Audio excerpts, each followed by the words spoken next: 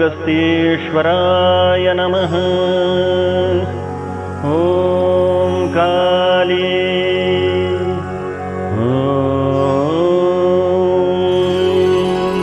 श्रीमंगलप्रद गणेश कृपासुधाब्धे विश्वेश भक्तवरदायक सुप्रसन्न हे भक्तपालक दया घन दिव्यमूर्ते श्रीमन्गजानन गुरो तव सुप्रभातम्।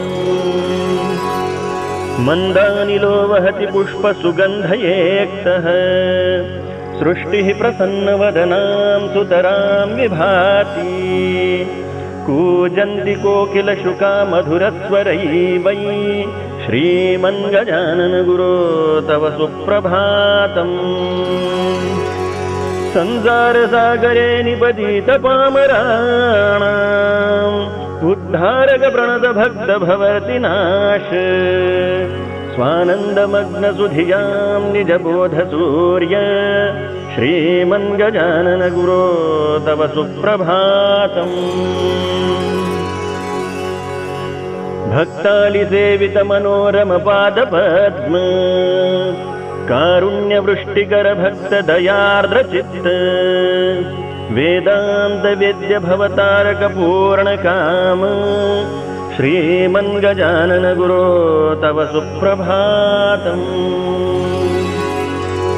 पीताम्बरस्ववशभास्कर बङ्कटाद्यैः शिष्यैः सुसेवित पदाब्ज मनोज्ञमूर्ते भक्तेप्सितप्रद सुमङ्गल सत्स्वरूप श्रीमन्गजानन गुरो तव सुप्रभातम्।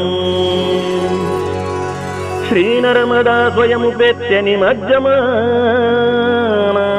नौका समद्धृतवती कृपया तवैव भक्तास्तरन्ति च तथा भवसागरं वै श्रीमन्गजानन गुरो तव सुप्रभातम्। त्वां रामदास इति पश्यति भक्त एकः अन्यश्च निर्मलमनः कृपया त्वया वै सन्तोषितः सपदि विठ्ठलदर्शनेन श्रीमन्गजानन गुरो तव सुप्रभातम्। देहेन्द्रिय प्रभृति सर्वविकारभिन्न सच्चित्स्वरूप विमल प्रणव प्रकाशः आनन्दकन्द भगवन् परमात्मरूप श्रीमन्गजानन गुरो तव सुप्रभातम्।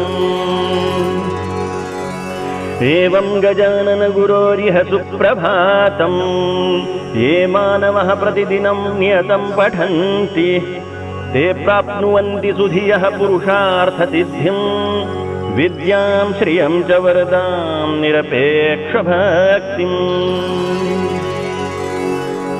भक्तकल्पद्रुमो नित्यं वरदो विघ्ननाशनः श्रीगजानन योगिशः सुप्रभातं करोतु मे।